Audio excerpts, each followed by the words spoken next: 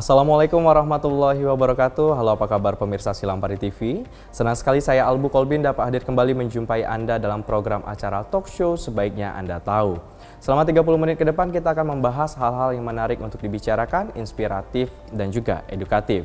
Pemirsa Silampari TV, sebaiknya Anda tahu episode kali ini merupakan edisi spesial karena kita kedatangan narasumber yang spesial juga dari Palestina. Dan untuk episode kali ini kita akan mengangkat tema tentang prahara bumi hijrah akhir zaman. Dan telah hadir bersama kita semua dua orang narasumber, di mana narasumber yang pertama yaitu Dr. Hani Rafiq Hamid Awad.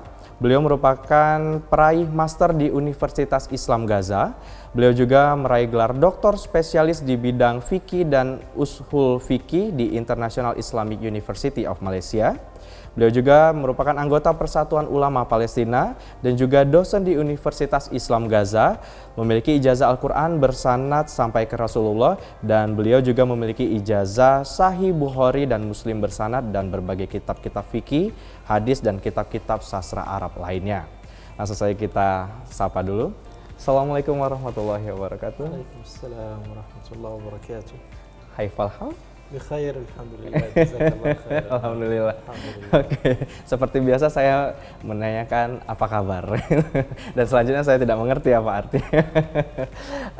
Welcome to Indonesia, welcome to Lubuk Linggau. Jazakallah khair. Baiklah pemirsa, di sini juga kita akan dibantu oleh penerjemah yaitu Ustadz Syafruddin Ramli Batubara yang merupakan perwakilan dari KNRP Sumsel atau Komite Nasional untuk Rakyat Palestina Sumsel. Assalamualaikum Ustadz. Gimana kabar? Alhamdulillah baik. Sehat ya, selamat datang di Lubuk Linggau. Baiklah pemirsa, sebaiknya Anda tahu, langsung saja kita berbincang dengan narasumber kita tentang tema kali ini yaitu prahara bumi hijrah akhir zaman. Ustadz, kita ke Ustadz dulu ya. Kira-kira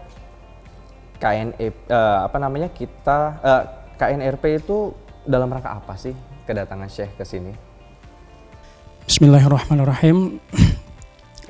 Pertama-tama Komite Nasional untuk Rakyat Palestina Sumatera Selatan mengucapkan ribuan terima kasih kepada Silampari TV yang sudah banyak memfasilitasi berbagai kegiatan KNRP di Linggau, Musirawas, dan Musirawas Utara,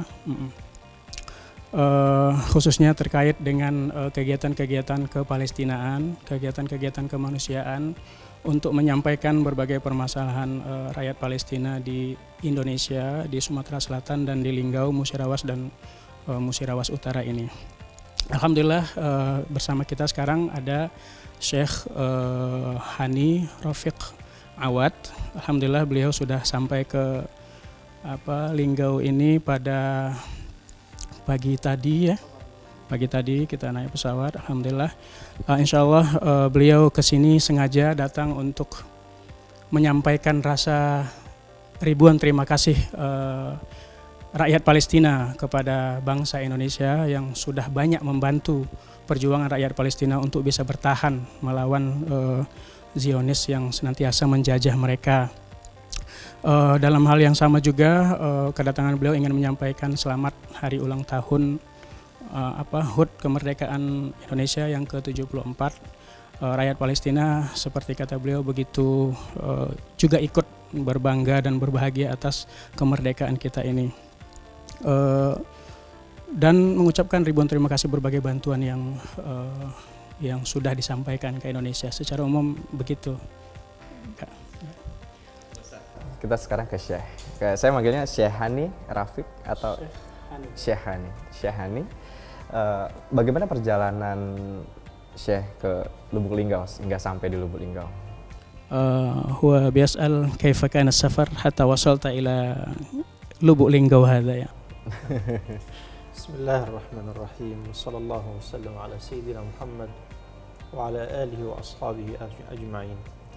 في الحقيقة أتقدم بشكري إلى إخواني في مؤسسة كيان أربيل وإخواني في إندونيسيا على ترتيبهم وإعدادهم لهذه البرامج التي نعمل بها في إندونيسيا ونتجول بين الناس نقف أمام الإخوة هنا في التلفاز. Pertama-tama katanya saya mengucapkan ribuan terima kasih kepada KNRP, Komite Nasional untuk Rakyat Palestina, yang senantiasa menjadi mediator kami rakyat Palestina dan delegasi-delegasi Palestina yang datang ke Indonesia untuk menyampaikan berbagai hal terkait kondisi kemanusiaan yang ada di Palestina.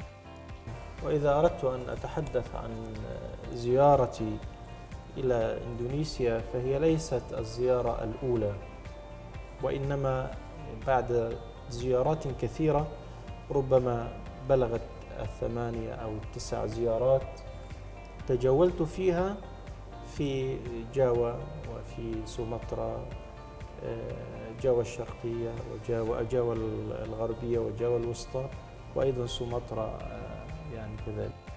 Jadi kata beliau, alhamdulillah sebenarnya ini bukan ziarah pertama saya, bukan kunjungan pertama saya datang ke Indonesia. Pada akhirnya saya sudah sering ke Indonesia dan ini mungkin yang ke-8 kalinya gitu, ke-7 atau ke-8 kalinya beliau.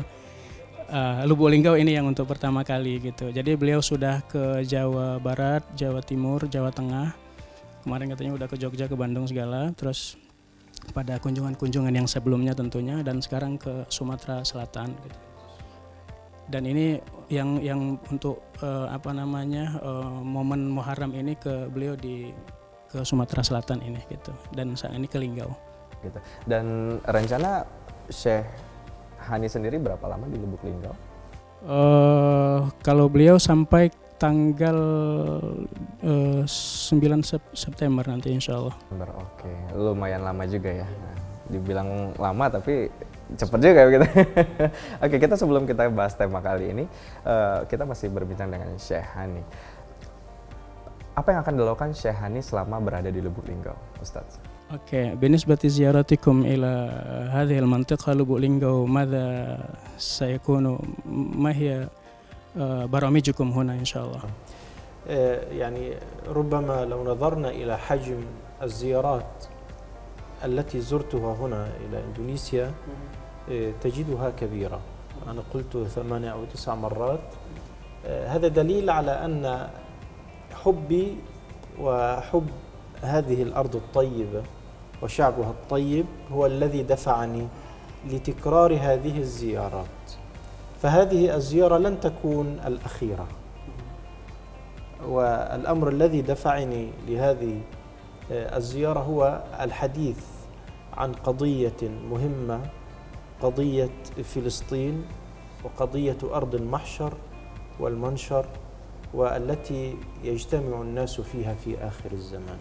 Jadi kalau tadi dilihat sudah berapa kali saya ke sini, katanya 7 atau 8 kali, itu tentunya kunjungan yang sudah sangat banyak gitu ya. Jadi kunjungan itu tidak lain tidak bukan adalah dilatar belakangi oleh betapa kami rakyat Palestina sangat mencintai rakyat Indonesia gitu, dan kami merasa Indonesia ini adalah pendukung utama kami gitu. Nah, jadi kedatangan kami ke sini ingin menyampaikan gitu seperti apa permasalahan Palestina, seperti apa yang senantiasa kita sebut sebagai bumi hijrah, yang nantinya semua manusia akan berkumpul di sana pada hari-hari sebelum kiamat nantinya gitu. Nah, kita akan menyampaikan katanya berbagai permasalahan yang sedang terjadi di Palestina tersebut. Dan untuk di Lubuk Linggau sendiri nanti kita akan mengadakan kunjungan-kunjungan juga di. Iya, nanti kita akan melakukan kunjungan-kunjungan di masjid-masjid dan di sekolah-sekolah, ya, untuk menyampaikan info-info terkait kepalestinaan yang sekarang ini. Gitu. Baiklah, Syekh, kita langsung ke tema, yaitu prahara bumi hijrah akhir zaman, di mana seperti kita ketahui bumi hijrah sendiri di sini dimasukkan adalah Palestina begitu. Bisa dijelaskan kepada pemirsa prahara seperti apa yang ada di Palestina, apalagi mendekati akhir zaman gitu. فنحن بقى كما قال ندخل إلى صلب الموضوع وهو موضوع مشاكل أرض الهجرة وهو أرض فلسطين. يعني ما هي قصة هذا الأرض وكيف هي وماذا سيكون؟ يمكن تشرح لنا بقى. نعم. في الحقيقة أن أرض فلسطين هي أرض مباركة، بارك الله سبحانه وتعالى فيها وبارك حولها لوجود البيت المقدس.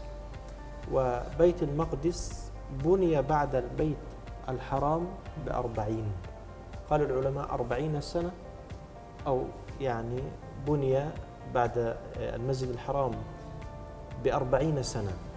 وأرض فلسطين هي أرض الأنبياء، أرض الأنبياء.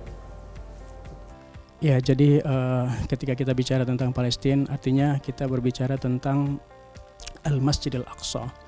Kita berbicara tentang bumi yang penuh berkah, seperti yang disebutkan oleh Al-Quran. Nah, Masjidil Aqsa ini adalah masjid kedua yang dibangun oleh Allah di muka bumi ini setelah Masjidil Haram. Dan jarak pembangunan dari Masjidil Aqsa ke Masjidil Haram ke Masjidil Aqsa itu kata Rasulullah 40. Nah, kata ulama yang dimaksud dengan 40 itu adalah 40 tahun. Ya, jadi ketika kita bicara tentang bumi hijrah, artinya kita berbicara tentang bumi Palestina secara umum. Secara khusus kita berbicara tentang Masjidil Aqsa dan kota suci Al-Quds yang ada di sana. Bumi ini penuh berkah. Pemirsa juga banyak penasaran, termasuk saya, mewakili pemirsa juga.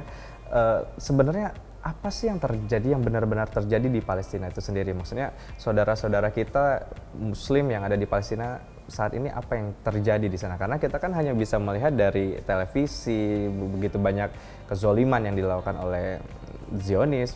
Lalu apa sebenarnya yang terjadi di sana dan apa yang dirasakan oleh rakyat Palestina itu sendiri dalam menghadapi entah ini cobaan atau ujian lebih tepatnya. Oke, tapi Ustadz, Syekh, kita rehat sejenak, kita akan kembali setelah jeda ya. Pemirsa, sebaiknya Anda tahu, tetaplah bersama kami akan segera kembali setelah jeda berikut ini.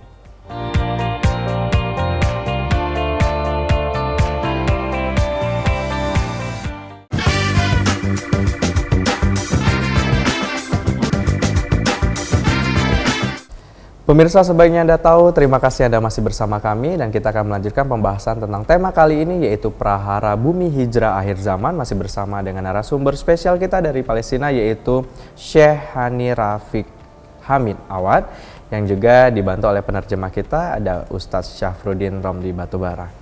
Syekh, Ustadz, kita kembali lagi dan kita akan melanjutkan jawaban atas pertanyaan tertunda. Sebenarnya apa sih yang dirasakan oleh rakyat Palestina itu sendiri dan apa sebenarnya yang terjadi di sana?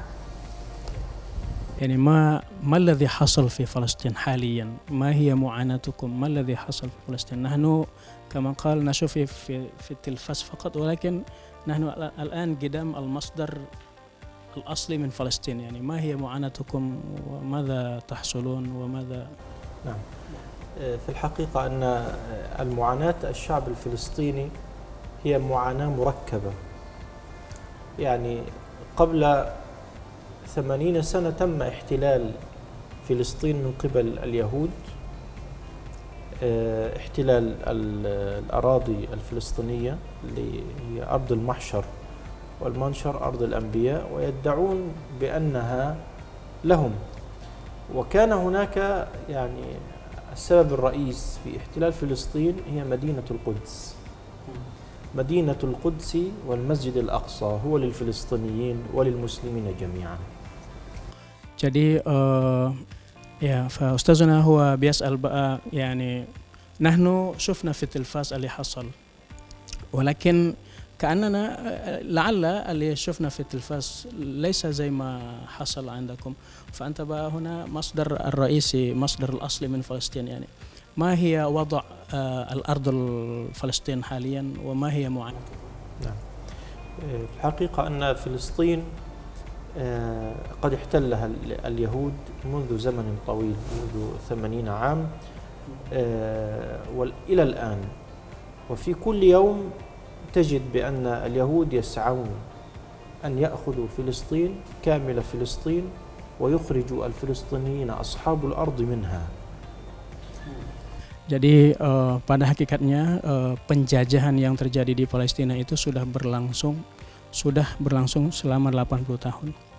Jadi Yahudi itu berupaya sampai sekarang itu ingin mengusir semua penduduk Palestina itu dan ingin mengambil bumi Palestina secara total gitu.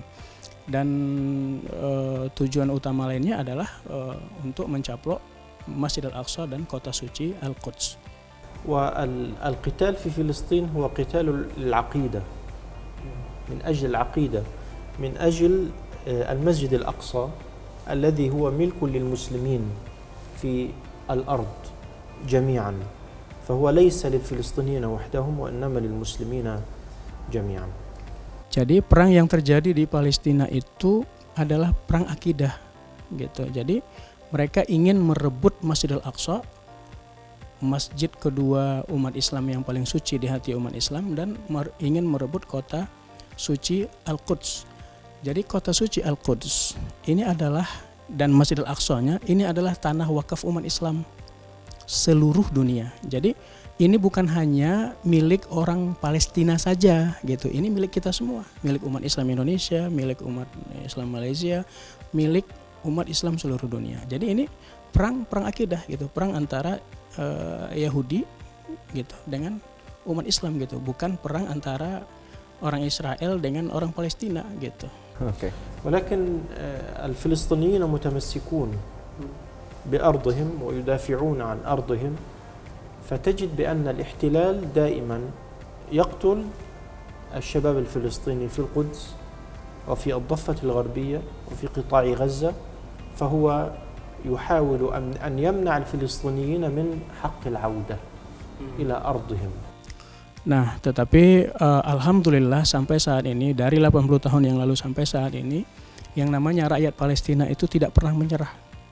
Dan secara total mereka tidak mau, walaupun ada yang keluar dari Palestina, tetapi banyak dari mereka tidak mau meninggalkan bumi mereka, walaupun mereka tahu mereka setiap harinya akan meregang nyawa gitu. Nah, dalam keadaan terancam, walaupun mereka diusir-usirin, ditembak-tembakin setiap harinya seperti yang kita lihat di TV itu, seperti apa darah bercucuran setiap hari, tetapi rakyat Palestina tidak akan pernah mau menyerah dan akan terus mempertahankan bumi umat Islam ini gitu. Itu bukan hanya bumi Palestina. Oke. ولكن اليهود يعملوا دائما على توحيد جهودهم وتشتيت المسلمين حتى يستطيعوا أن يبقوا إلى أكبر وقت ممكن في فلسطين لاحتلالها والاستفادة من وجودهم في المسجد الأقصى. Dan dalam waktu yang sama juga Yahudi senantiasa memperkuat persatuan mereka, mencari penggalangan-penggalangan dan bantuan-bantuan yang sesama mereka juga gitu, baik dari Eropa dan segala macamnya. Dan dalam waktu yang sama mereka juga berupaya untuk memecah belah umat Islam gitu di Timur Tengah dan di luar lainnya, supaya tidak fokus dalam membantu mendukung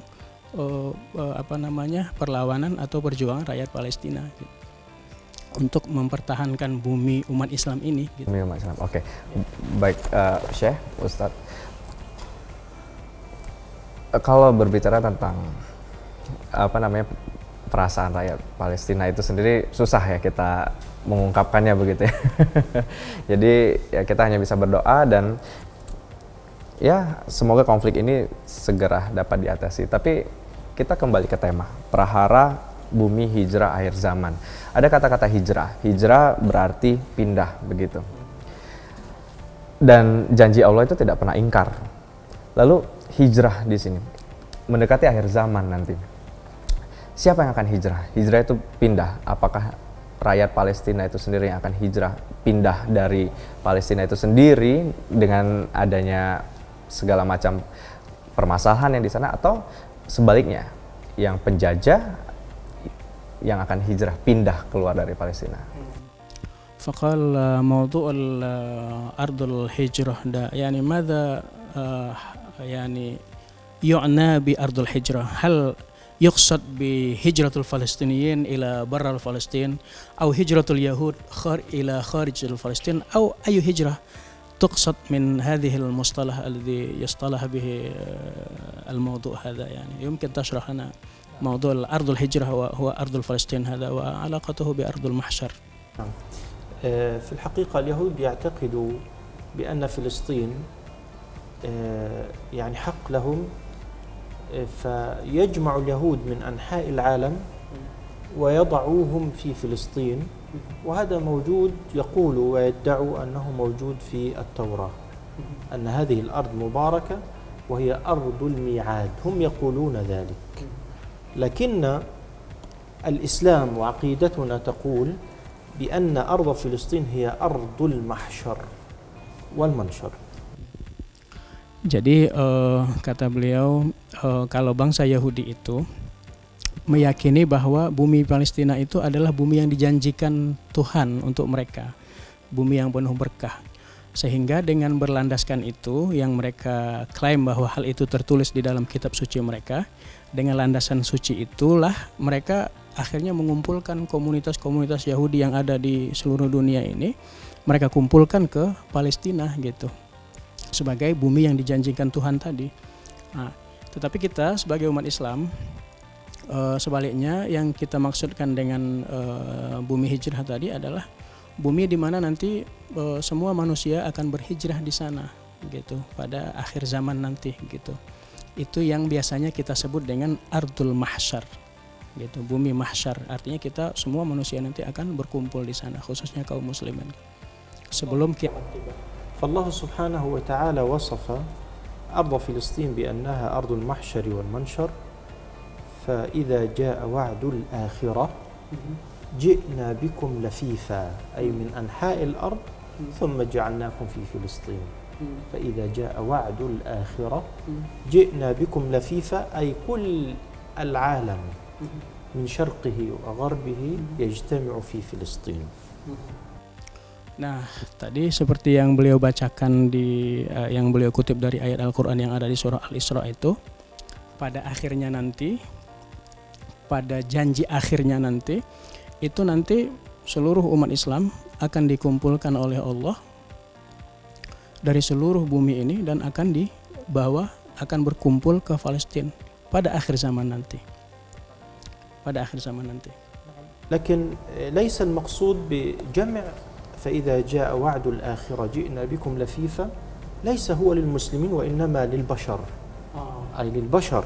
كل إنسان على وجه الأرض سيأتي قبل يوم القيامة إلى فلسطين فيحشر الناس بها، وسأقول كيف يحشر بها بعد. Oh iya, jadi ternyata yang dimaksud dengan semua manusia dikumpulkan ternyata bukan hanya kaum muslimin saja, ternyata seluruh manusia nanti sebelum akhir zaman, pada akhir zaman akan dikumpulkan di Palestina itu nanti, atau yang disebut dengan Ardul Mahsyar itu tadi. فإذا جاءت وعد الآخرة، إذا جاءت علامات الآخرة وعلامات الساعة، الله سبحانه وتعالى من آخر علامات الساعة يرسل من عدن من اليمن، يرسل من هناك دخان فيحشر الناس في فلسطين. يخرج دخان من اليمن من عدن ثم يجتمع الناس في فلسطين، فتأتي ريح طيبة تقبض أرواح الأتقياء من الناس ويبقى الأشرار. Jadi nanti pada akhir zaman seperti yang pernah disampaikan oleh baginda Nabi Muhammad SAW itu, nanti dari Yaman itu akan keluar asap, dan setelah asap ini nanti keluar, nanti manusia mungkin dengan asap inilah digiring, nanti manusia akan berkumpul ke Palestina. Nah, setelah itu nanti Allah akan mengirim semacam aroma wangi, semacam angin lembut gitu. Manusia menghisapnya, dan orang-orang yang baik dengan terhisapnya tadi angin lembut yang dikirim oleh Allah Subhanahu wa taala tadi pada akhir zaman itu, orang-orang yang baik itu semuanya meninggal. Nah, nanti huru-hara kiamat, hancurnya bumi segala macam itu tidak terjadi tidak merasakan. Yang terjadi itu adalah orang-orang yang buruk, orang-orang yang penuh maksiat, orang-orang kafir segala macam itu ini yang tidak mati pada saat Allah mengirimkan angin lembut tadi itu, mereka lah nanti yang akan merasakan huru-hara kiamat itu, hancurnya bumi dan segala macam itu. Oke, begitu. Nah, kita berbicara tentang akhir zaman. Tadi adalah itu diceritakan akan ada asap lembut begitu, dan itu disampaikan oleh baginda Nabi Muhammad SAW begitu. Dan untuk sekarang, masa sekarang, apa sih tanda-tanda yang sudah muncul bahwa kita ini sudah mendekati akhir zaman begitu? Tanda-tanda apa sajakah yang sudah ada di zaman sekarang ini? Tapi Ustadz Syekh, kita kembali rehat dulu ya. Oke. Pemirsa Silampari TV, tetaplah bersama kami. Sebaiknya Anda tahu akan kembali setelah jeda berikut ini.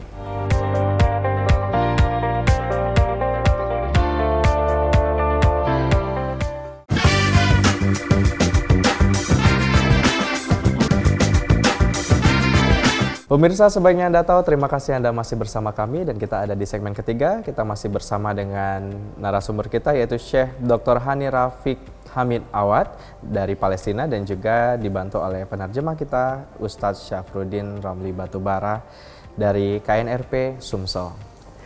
Syekh, kita kembali. Ya, kita kembali.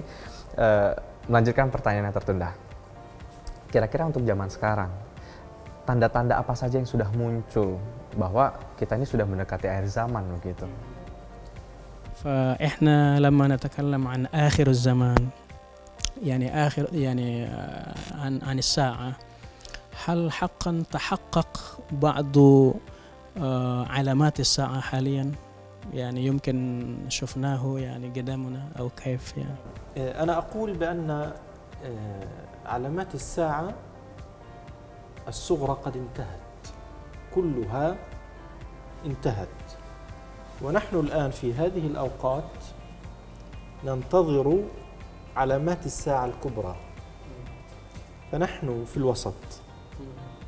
قد انتهت علامات الساعة الصغرى، منها موت النبي صلى الله عليه وسلم، لأنه قال بعثت وأنا والساعة كهاتين، وأشار بين السبابة والوسطى.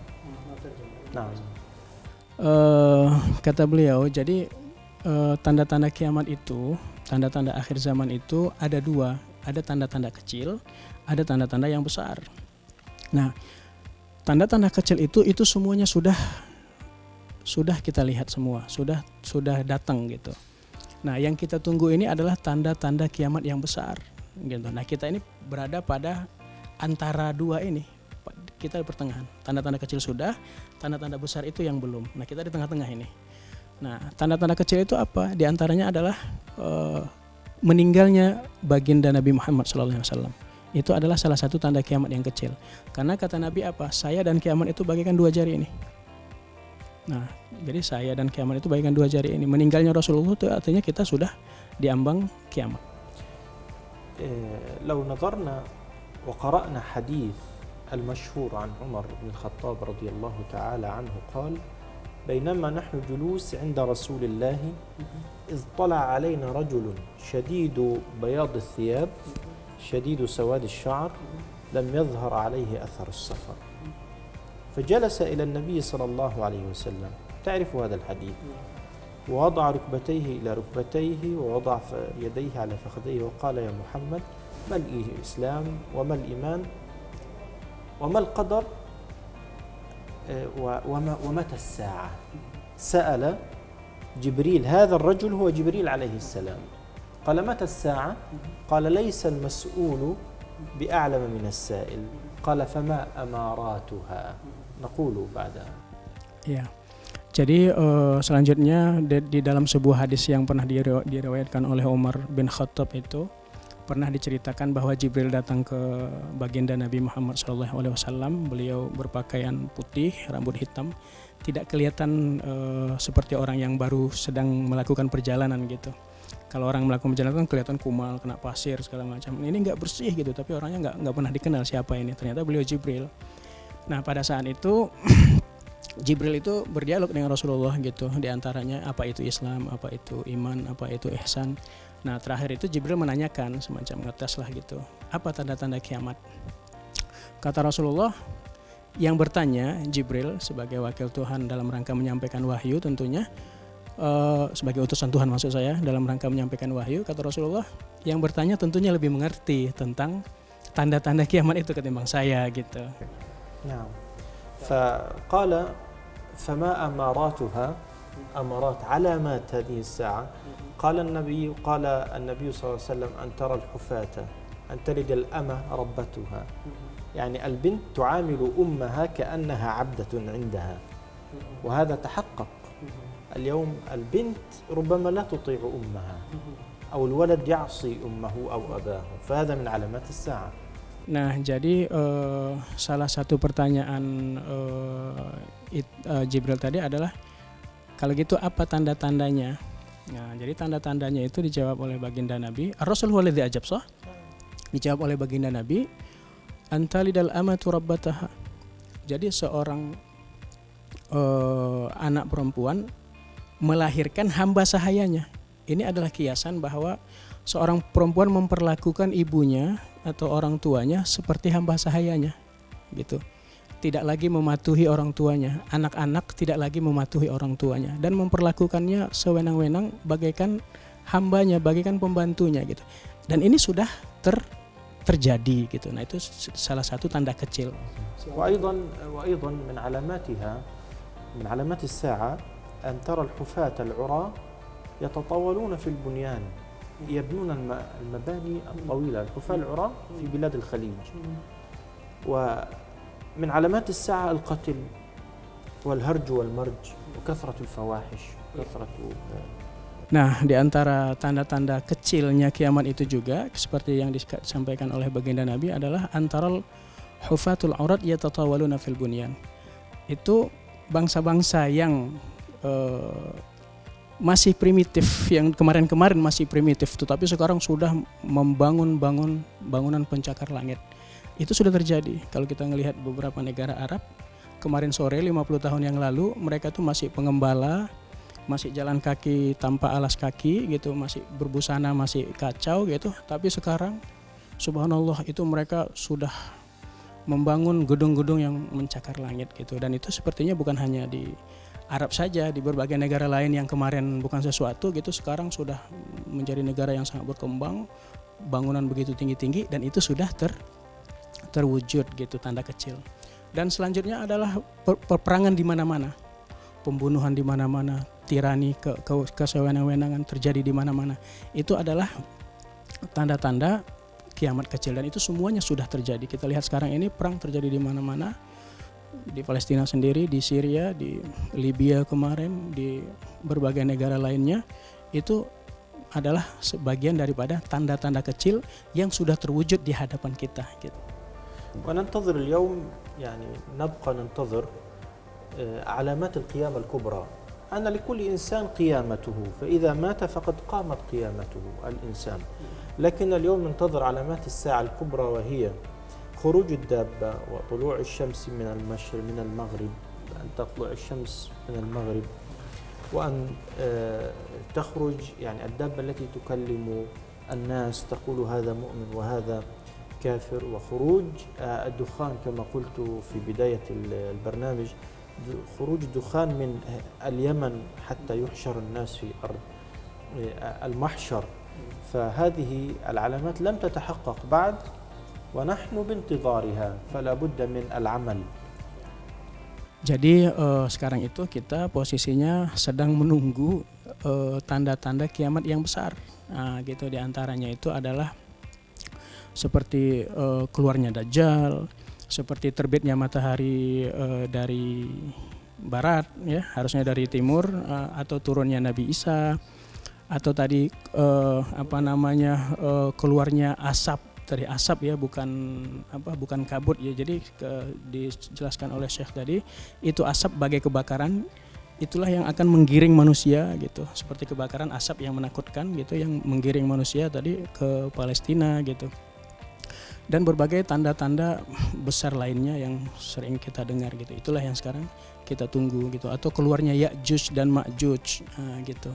Makhluk yang mengerikan itu gitu, yang mirip-mirip manusia tetapi yang mengerikan gitu. Nah, itulah yang akan kita tunggu sebagai tanda-tanda kiamat yang besar. Dan sebenarnya sendiri tanda-tanda kecilnya sudah kita lihat. Sudah kita lihat semua gitu. Lihat begitu. Oke, berbicara tentang tanda-tanda yang sudah ada. Ini secara general, sebagai umat muslim, apa yang harus kita lakukan untuk mempersiapkan diri menuju akhir zaman itu sendiri? Sebenarnya kita belum tentu melihat secara langsung, apakah umur kan beda-beda begitu. Tapi apa yang bisa kita lakukan sekarang untuk memperbaiki diri, karena kita tidak tahu kapan kita kembali kepada Sang Pencipta begitu. Bisa dijelaskan. Tapi Ustadz, mohon maaf sekali, kita kembali rehat setelah pariwara ya. Oke. Pemirsa, sebaiknya Anda tahu, tetaplah bersama kami akan segera kembali setelah jeda berikut ini.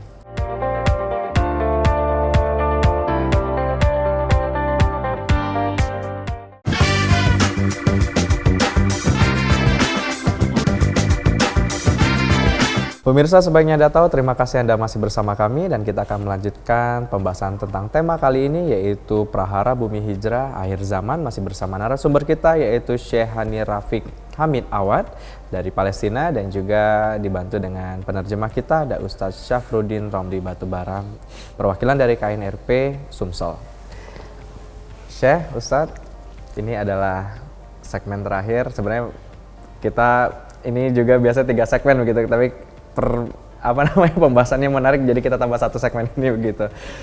Ya, baik, kita melanjutkan yang tadi.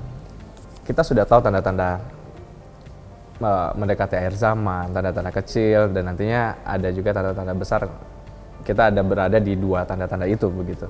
Lalu apa yang sebaiknya kita lakukan sebagai umat muslim secara umum untuk menghadapi akhir zaman ini? فنحن بقى الحمد لله عرفنا أننا في الوسط بين علامات الصغرى وعلامات الكبرى. إذن نحن كمسلمين يعني ماذا نعمل وماذا نعد لاستقبال مجيئة الساعة، مجيئة آخر الزمن، هذا كما قلنا بقى في مصطلحاتنا.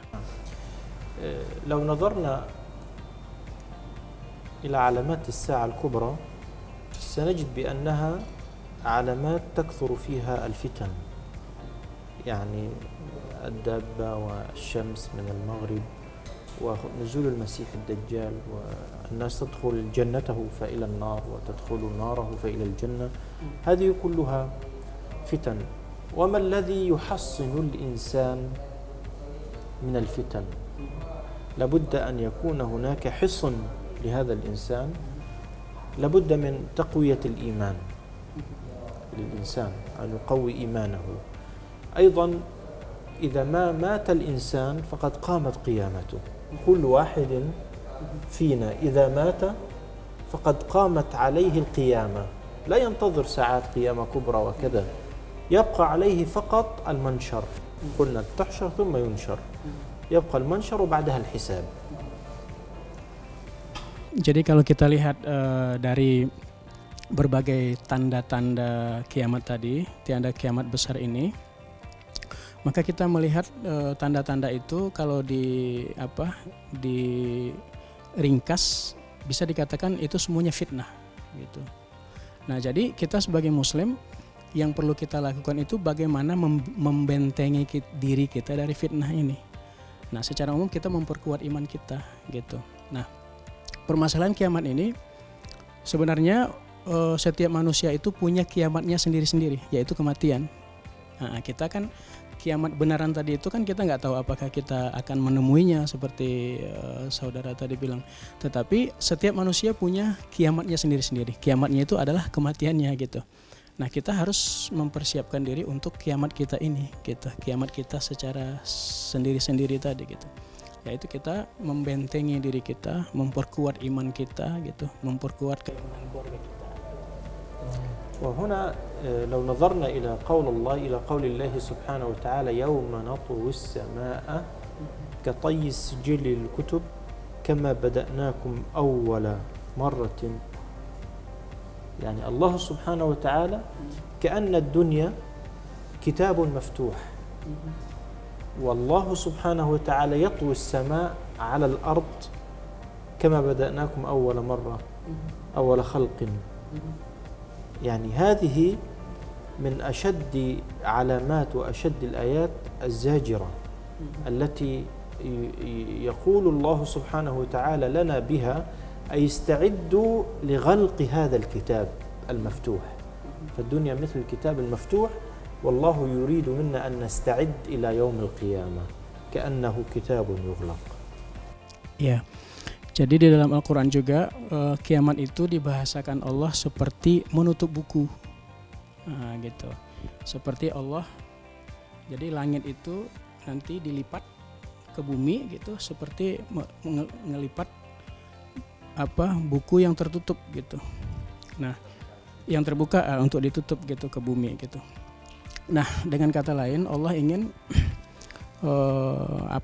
menyampaikan kepada kita bahwa kita mempersiapkan diri gitu sebelum masing-masing buku kita ditutup.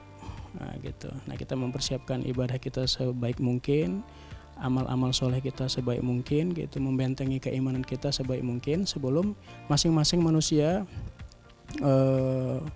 ditutup lembaran-lembaran amalnya.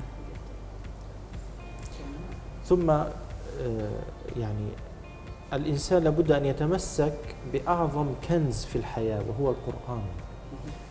من علامات الساعة أن الناس تهجر القرآن.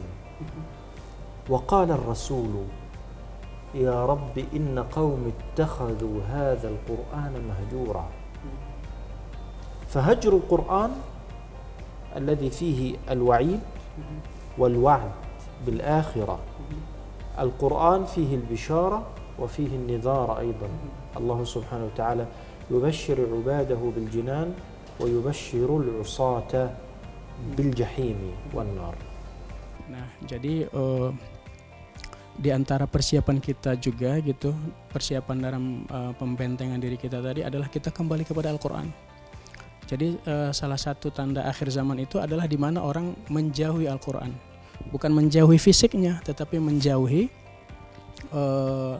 ajaran-ajaran Al-Quran. Di dalam Al-Quran banyak ajaran-ajaran, banyak janji-janji yang diberikan kepada manusia terkait reward amal-amal baiknya, dan sebaliknya janji-janji buruk terkait ganjaran amal-amal buruknya di dalam Al-Quran. Oleh karena itu kita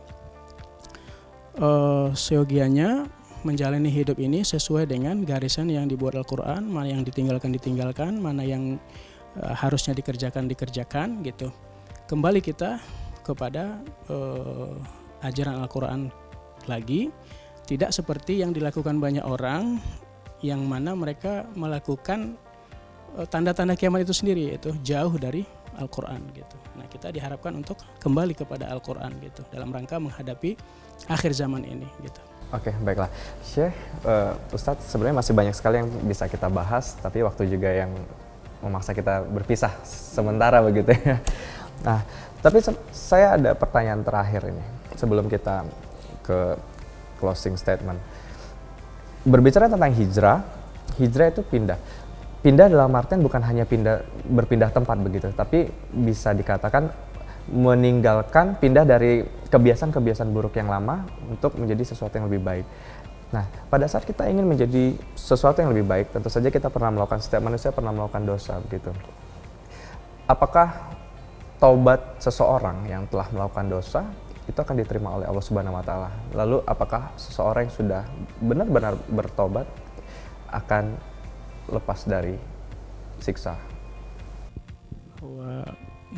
هو بيسأل نحن لما نتكلم عن الهجرة مش دائما معناه الهجرة الجسدية، ولكن ربما يكون أيضا الهجرة الإيمانية.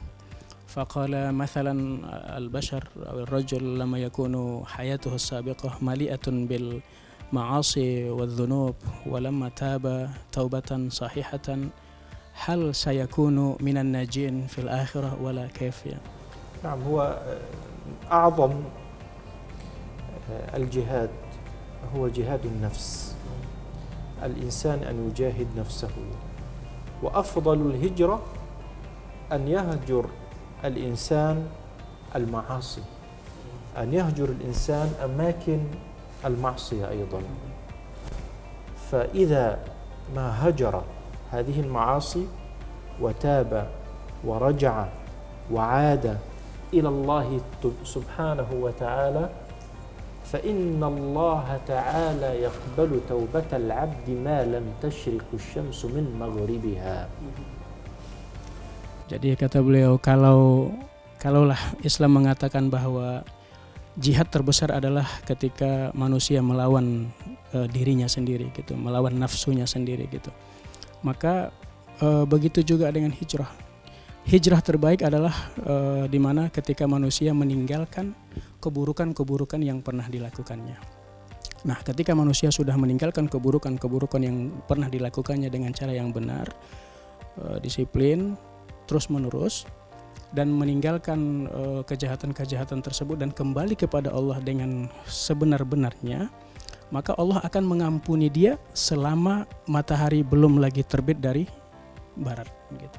Selama matahari sebelum kiamat tiba, artinya sebelum kiamat tiba, selagi matahari belum terbit dari barat, Allah mengampuni orang-orang yang taubat gitu. Baiklah, saya terharu. Jadi saya mengingatkan diri saya sendiri maupun juga pemirsa, tidak ada yang tidak mungkin bagi Allah begitu. Kita boleh memiliki masa lalu, tapi setiap orang berhak untuk mendapatkan masa depan yang baik dengan cara hijrah, tobat, sebenar-benarnya tobat. Ustadz Syekh, ini terakhir, apa nih harapan untuk seluruh umat muslim yang ada di dunia ini? Silahkan. بقى سؤال الأخير يعني ما هي نصيحتك وماذا تنصح للأمة الإسلامية في هذا التوقيت بالضبط يعني في آخر الزمن هذا؟ لو نظرنا إلى أمة الإسلام في هذا الزمن وفي هذا الوقت سنجد بأن الأمة متفرقة. لابد من وحدة الأمة، لابد من وحدة المسلمين حتى يتحدوا، فإن في الاتحاد قوة. والله سبحانه وتعالى أمرنا وقال واعتصموا بحبل الله جميعا ولا تفرقوا. فأهم قضية للنجاة من الفتن الوحدة. Jadi kata beliau, kalau kita melihat kondisi umat Islam saat ini adalah umat Islam itu pecah. Betul. Umat Islam itu tidak bersatu gitu. Umat Islam itu hancur. Nah, jadi yang harus kita lakukan adalah persatuan. Kembali kita menyatukan umat ini gitu. Dalam persatuan itu adalah kekuatan. Kalau kita pecah belah terus seperti ini gitu, tidak satu kata. Umat Islam seluruh dunia itu tidak satu kata. Yang negara apa kemana, B kemana. Nah, kita umat Islam wajib kembali menyatukan diri supaya kita bisa kuat kembali gitu. Nah, ketika kita kuat, ketika umat Islam sudah kuat, insya Allah bisa membentengi diri dari fitnah-fitnah akhir zaman ini gitu. Allah berfirman, wa'tasimu bihablillahi jami'a wa la tafarraqu. Wahai umat Islam, ya kembalilah, berpegang teguhlah kepada tali Allah gitu.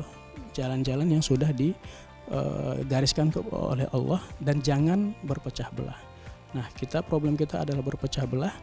Yang harus kita lakukan adalah kembali umat Islam bersatu gitu. Baiklah. Syekh, thank you. Terima kasih Ustadz. Terima kasih. Sebenarnya masih banyak sekali ya yang masih bisa kita tanya. Saya juga masih banyak bisa dijelaskan, tapi akhirnya kita harus berpisah juga ini. لسه هناك أسئلة كثيرة حقا ولكن وقتنا ضيق وعندي كلام كثير في الحقيقة لكن أيضا الوقت يضيق فاحترام. Kata beliau, saya juga sebenarnya masih banyak yang ingin saya sampaikan katanya. Nah, satu episode kita udah tambah satu segmen ini masih kurang aja gitu ya. Apalagi jauh juga Palestina Indonesia begitu ya. Baiklah, Syekh Ani, thank you very much. Terima kasih, Ustaz juga terima kasih. Semoga kita ada kesempatan untuk bertemu lagi di lain waktu dan kita akan membahas tema-tema yang sangat inspiratif di episode lainnya. Pemirsa, sebaiknya Anda tahu, demikianlah episode kali ini bersama Syekh Dr. Hani Rafiq Hamid Awad dari Palestina bersama penerjemah kita Ustaz Syafruddin Ramli Batubara. Semoga bermanfaat. Sampai jumpa di episode Sebaiknya Anda Tahu berikutnya. Saya Albu Kolbin bersama tim kerja pamit. Assalamualaikum warahmatullahi wabarakatuh. Sampai jumpa.